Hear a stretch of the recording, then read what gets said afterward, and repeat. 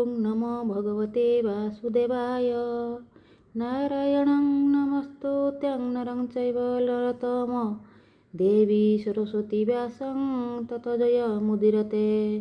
मूकं करोति वाचालं पङ्गुं लङ्घयति गिरिं यत्कृपातमहं वन्दे परमानन्दमाधवं। निगमकल्पतरुगलितं फलं सुखमुखादमृतवर्षं पीतव भागवत रसमालय महुरः रसिका भुवि भावुका। भागवत पाठ करिबा तृतीय स्कंद अष्टम अध्याय। विदुर प्रश्न शुणि कर्णे आनंदे मैत्रेय मने विष्णु चरणे चित्त ध्यायी कहन्ति विदुर को चाहि। मैत्रेय उवाच शुणि विदुर शुद्ध चेता सुपुण्य प्रसन्न जे कथा ଯାହାର ଜନ୍ମ ପୂର୍ବଂଶେ ଯେ ମତେ ଆତ୍ମା ଯେ ପ୍ରକାଶେ ଯାହାର ମହିମା ଶୁଣି କର୍ଣ୍ଣେ ସେବା କରନ୍ତି ଭକ୍ତ ଜନେ ଲୋକପାଳନେ ଦୟାନିଧି ସର୍ବସମ୍ପଦ ଗୁଣ ସିଦ୍ଧି ଭକ୍ତ ଜନଙ୍କ ଶିରୋମଣି ଯାର ମହିମା ଜନେ ଶୁଣି ଇହ ସଂସାରେ କୃଷ୍ଣ ଲୀଳା ବିଶ୍ୱ ମଙ୍ଗଳ କୀର୍ତ୍ତିମାଳା ନିରତେ ସନ୍ଥ ମୁଖ ଶୁଣି ତୋଷେ ନ ଭଜେ ଚିତ ପୁଣି ତାହାର ମହିମା ତ ସମୀପେ କହିବି ଭକ୍ତ ଜନ ମୁଖେ ସୁଖ ସମୁଦ୍ରେ ଭାସି ଯାଏ ନିରତେ ଯାର ମନ ଧ୍ୟାଏ ତାହାଙ୍କ ନିସ୍ତାରଣ ଅର୍ଥେ ଶୁଣ କହିବା ତୋ ଅଗ୍ରତେ ଯେ ଭାଗବତ ରସ ସାର ଋଷିଙ୍କୁ ଦେଲେ ଚକ୍ରଧର ଶୁଣ ବିଦୁର ସାବଧାନେ ବ୍ରହ୍ମାର ପୁତ୍ର ଏକ ଦିନେ ସନକ ଆଦି ଚତୁର୍ଭାର୍ତେ ମିଳିଲେ ଅନନ୍ତ ଅଗ୍ରତେ ରତ୍ନ ଆସନେ ଭୂମି ଗତେ ବସେ ଅନନ୍ତ ସୁଧ ଚିତେ ଆଦି ଅନନ୍ତ ରୂପ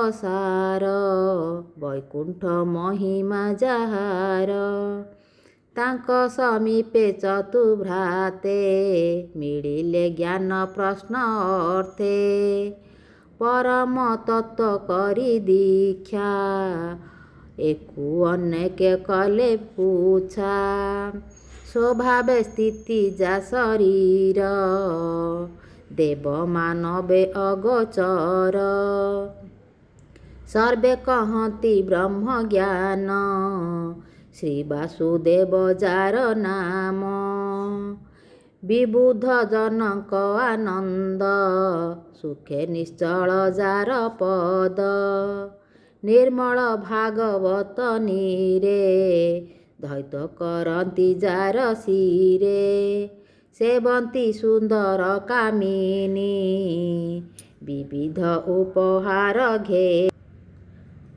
ସେବନ୍ତି ଯାର ପାଦ ନିତେ ଉତ୍ତମ ଭାବ ପ୍ରାନ୍ତି ଅର୍ଥେ ସୁସ୍ୱରେ ଗୀତ ନାଦ ଧ୍ୱନି ସ୍ୱଭାବେ ଅନୁରାଗ ଘେନି ଶରଣ ପଶେ ଦୃଢ଼ ଚିତେ ସେବା କରନ୍ତି ପାଦ ଗତେ ଜାଣନ୍ତି ଲୀଳା ତତ୍ତ୍ୱ ଜ୍ଞାନେ ନିଶ୍ଚଳ ମନେ ଚିନ୍ତେ ଧ୍ୟାନେ ସେ ଦେବ ସହସ୍ର ଶିରସ କିରୀଟ ମଣିମୟ ତ୍ରାସ ଫଣି ସହର୍ଷେ ଶୋଭା ଜଳେ ଆଦିତ୍ୟ ସେ ଜନେ ଅମ୍ବରେ ତାର ଚରଣ ନିଜ ଶିରେ ଶଙ୍କର ଧରି ନିଜ କରେ ପୁଛିଲେ ତତ୍ତ୍ୱ ସାର ନାମ ତା ଶୁଣି ନିସ୍ତରିବେ ଜନ।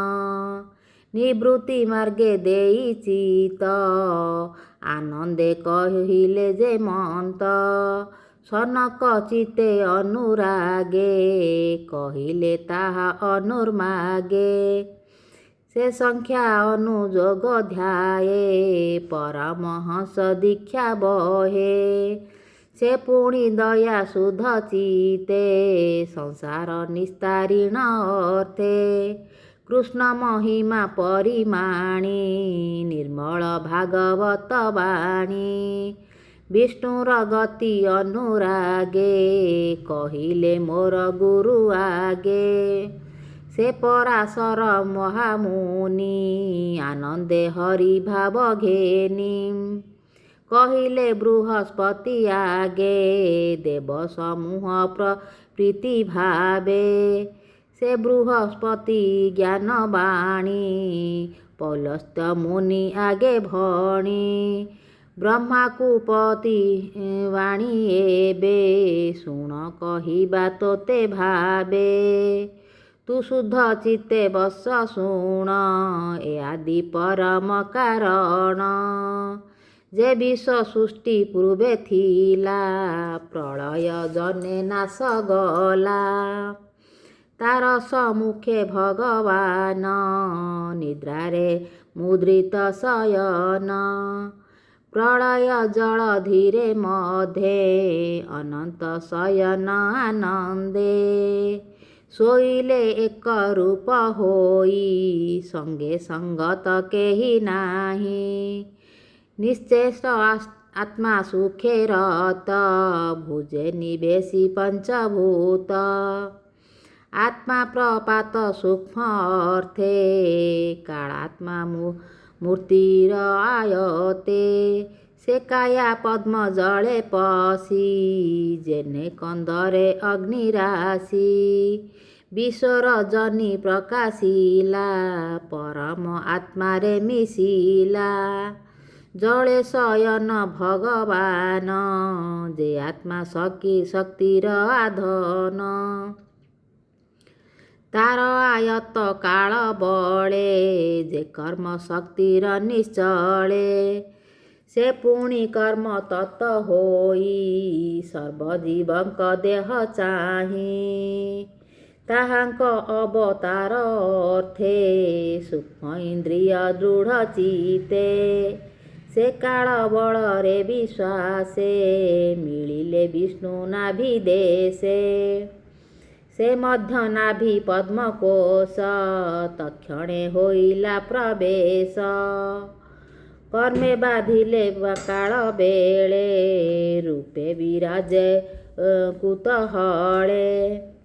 ଉଭୟ ରବି ତେଜ ଜିଣି ଜଳେ ପ୍ରକାଶ ଆତ୍ମା ଘେନି।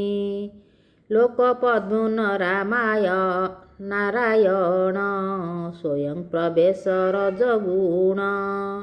ସେ କାଳ ଗୁଣ ସେ ପ୍ରବେଶ ସହସ୍ରେ ରବି କିରିଣୀ ହାସ। ସେ ପଦ୍ମ କର୍ଣ୍ଣକାର ମଧ୍ୟେ ବେଦ ପ୍ରକାଶେ ପଦେ ପଦେ। ବିଧାତା ନାମ ସେ ବୋलाई ତାର ସରିଷ କର୍ମମୟୀ।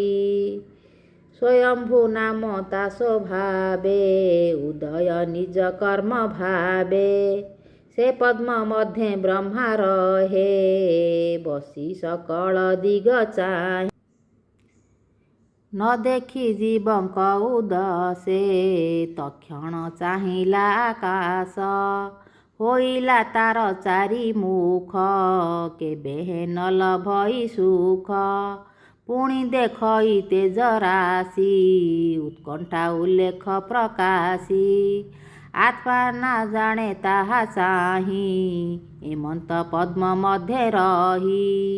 କାହୁଁ ଅଇଲି କେଉଁ ଦେଶ ନ ଜାଣେ ଆତ୍ମାର ବିଶ୍ୱାସ। ଏ ପଦ୍ମ କାହୁଁ ଉପଜିଲା କିବା ଏ ଜଳ ମଧ୍ୟେ ଥିଲା।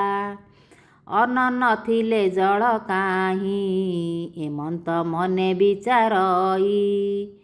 କିବା ଏ ପଦ୍ମ ମୂଳେ ଅଛି, ଏମନ୍ତେ ମନେ ତାର ବାଛି। ପୁଣି ଚାହିଁଲା ଆତ୍ମ ଦୁଃଖ, ନିଜେ ଆସନେ ଅଧମୁଖେ। ତଳେ ଦେଖିଲା ପଦ୍ମନାଳ, ତା ମଧ୍ୟେ ଅନ୍ଧକାର ବିଳ। ବିଚାରେ ଏହି ମାର୍ଗେ ଯିବି, କାହୁଁ ଅଇଲି ତା ଦେଖିବି। ଏମନ୍ତେ ବିଚାରି ସୟଏ, ବଳେ ପଶିଲା ମହାଭଏ। ସେ ନାଳ ମାର୍ଗେ ନାଭି ପଥେ, ପଶିଲା ବିଷ୍ଣୁ ଗର୍ଭଗତେ। ଅନେକ କାଳ ଗର୍ଭେ ଭ୍ରମି, ଫୁଟି ହୋଇଲା ପଥ ଶ୍ରମି। ସେ କାଳ ଜନ୍ତୁଙ୍କର ପ୍ରାଣ, ବଳେ ହୋଇ ହରଇ ଅନୁକ୍ଷଣ। ସେ କାଳ ବଳର କର୍ଷଣେ, ବାହାର ହୋଇ ତତକ୍ଷଣେ। ମନେ କଳ୍ପି ସେ ନ ପାରିଲେ, ନିଜ ଆସନେ ବିଜେ କଲେ। ସ୍ଥିର ନିଶ୍ୱାସ ଦୃଢ଼େ ଧରି, ମନ ପବନ ହୃଦେ ଭରି। ନିବୃତ ଚିତ୍ତେ ପ୍ରଜାପତି, ଯୋଗ ଅଭ୍ୟାସେ କଲା ମତି। ସେ ପୁଣି ଅତି କାଳ ବେଳେ, ବିଶ୍ୱ ସଂଯୋଗ ବୋଧ କାଳେ। ତାର ହୃଦୟ ବିଷ୍ଣୁ ଭାବେ, ପ୍ରକାଶେ ସୃଷ୍ଟି ଅର୍ଥ ଲାଭେ। ପୂର୍ବେ ଯେମନ୍ତେ ମହାଜଳେ, ଦେଖିଛି ନୟନ ନିଶ୍ଚଳେ। ମୃଣାଳ ଦେହ ଗୌର କାନ୍ତି, ଅନନ୍ତ ଶୟନ ଶ୍ରୀପତି। ଏକା ଅଛନ୍ତି ନାହିଁ କେହି, ଦେଖି ନିଶ୍ଚଳ ନେତ୍ରେ ରହି। ଫଣା ସହସ୍ର ଊର୍ଦ୍ଧ୍ୱେ ଜ୍ୟୋତି, ରତ୍ନ ମୁକୁଟ ଝଟକନ୍ତି। ଯୁଗାନ୍ତ ଜଳ ଅନ୍ଧକାର, ଯେ ରତ୍ନ ଜ୍ୟୋତି କଲା ଦୂର। ମହାପୁରୁଷ ବୃକ୍ଷ ରୂପେ, ସ୍ୱୟଂ ପ୍ରକାଶ ମହାକଳ୍ପେ। ପ୍ରକାଶେ ଆତ୍ମାର ବିଚାର, ତୈଲୋକ୍ୟ ପ୍ରକାଶ ଶରୀର। ଦିବ୍ୟ ବିଚିତ୍ର ଆଭରଣେ, ପ୍ରକାଶେ ବସ୍ତ୍ର ଆଚ୍ଛାଦନେ। ସର୍ବସୁନ୍ଦରଙ୍କ ସମୂହ, ଯେଣେ ପ୍ରକାଶେ ବିଶ୍ୱଦେହ। ମିଳି ସକଳ ମହାଜନେ, ମଙ୍ଗଳ ଗୀତ ନାଦ ଶୋନେ। ସେ ନାମ ଯେ କରନ୍ତି ଧ୍ୟାଏ, ତାହାଙ୍କୁ କାମଧେନୁ ପ୍ରାୟେ। ଦୟାସାଗର ଭଗବାନ, ବ୍ରହ୍ମାଙ୍କୁ ଦେଲେ ଦରଶନ। ଅଙ୍ଗୁଳି ଅଗ୍ରେ ନଖପନ୍ତି, ଶଶାଙ୍କ ପ୍ରାୟ ବିରାଜନ୍ତି। ସ୍ଫୁରୁତ ଦିଶେ ହାସ୍ୟ ମୁଖ, ଦେଖନ୍ତେ ହରେ ପ୍ରାଣୀ ଦୁଃଖ। କର୍ଣ୍ଣେ କୁଣ୍ଡଳ ବେନି ଶୋହେ, ବଦନ ଚନ୍ଦ୍ର ସରି ନୁହେଁ। ଶଶୀ ଅରୁଣ ଓଷ୍ଠ ବେନି, ବିରାଜେ ଦନ୍ତପତ୍ନୀ ଘେନି। କଦମ ପୁଷ୍ପ ତେଜ ପ୍ରାୟେ, ପୀତ ବସନେ କଟି ଶୋହେ। ରତ୍ନ ମେଖଳା ତେଜ ଦମ୍ଭେ, ସୁନ୍ଦର ପ୍ରକାଶେ ନିତମ୍ବେ। ଅମୂଲ୍ୟ ଦଣ୍ଡାହାର ମାଳ, ଲମ୍ବେ ଶ୍ରୀବସ୍ତ୍ର ବକ୍ଷସ୍ଥଳ। ସୁନ୍ଦର ଅଳକା କପୋଳେ, ହାର କେୟୁର ରତ୍ନମାଳେ। ଭୁଜ ସହସେ ଜାନୁ ଯାଏ, ଲମ୍ବେ ଶ୍ରୀବଟ ରୁହ ପ୍ରାୟେ। କେ ଅବା ଲୋଚନେ ଦେଖିବ, ଅଦୃଶ ମୂଳ ତା ସ୍ୱଭାବ। ସର୍ବଭୁବନ ତାର ଦେହେ, ବିରାଜେ ପୁଷ୍ପକଣା ପ୍ରାୟେ। ମନ୍ଦିର ଗିରି ଯେହ୍ନେ ଜଳେ, କ୍ଷୀରୋଦ ମନ୍ଥନର କାଳେ। ସହସ୍ର ଶୃଙ୍ଗ ତାର ସାଜେ, ସୁରତ୍ନ କିରୀଟି ବିରାଜେ। ପବନ ଗଗନ ସମୂହେ, ବିଧାତା ଦେଖି ବତ୍ସ ଦେହେ। କଣ୍ଠେ କୌସ୍ତୁଭ ମଣି ଶହେ, ରତ୍ନ ପ୍ରଭାବେ ମନ ମୋହେ। ଦେହ ଭୂଷିତ ବନମାଳ, ଲମ୍ବେ ସୁନ୍ଦର ବକ୍ଷସ୍ଥଳ। ଗନ୍ଧେ ଆବୃତ ଭୃଙ୍ଗପନ୍ତି, ସୂର୍ଯ୍ୟ ଶଶାଙ୍କ ଅଗ୍ନି ଜ୍ୟୋତି। ଦେବକୁ ନାହିଁଟି ଉପମା, କହି ନୁହଁଇ ଗୁଣ ସୀମା। ସେ ବୃକ୍ଷ ଦେଖି ଜଳ ମଧ୍ୟେ ଅଦ୍ଭୁତ ଶରୀର ବିରାଜେ। ଲୋକ ବିସ୍ମିତ ଦେହ ଦେଖି ବିଧାତା ଆସନ ଉପେକ୍ଷି। କର ଯୁଗଳ ଦେଇ ମୁଣ୍ଡେ ସ୍ତୁତି କରଇ ତାଙ୍କ ତୁଣ୍ଡେ।